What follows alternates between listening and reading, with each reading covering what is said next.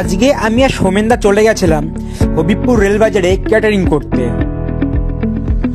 যাওয়ার পথে আমাদের বাজারের মধ্যে রেশন দোকানের মতো লাইন দিয়ে চলছিল পঞ্চায়েতের কাজ। অবশেষে আমরা কাজের জায়গায় পৌঁছে যাই এবং পৌঁছে দেখি আমাদের আগে যে সমস্ত ছেলেগুলো পৌঁছে গেছিল তারা চেয়ার টেবিলগুলো সব রেডি করছে এবং নিজেরা নিজের জামা কাপড় পরছে।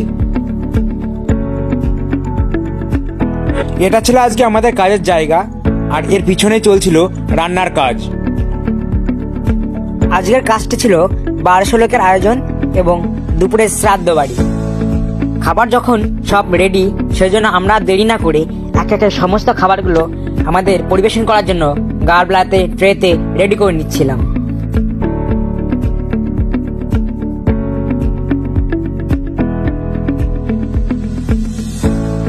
খাবার যখন সব গাবলায় তোলা রেডি, এরই মধ্যে দেখি কিছু লোক এসে বসতে শুরু করেছে।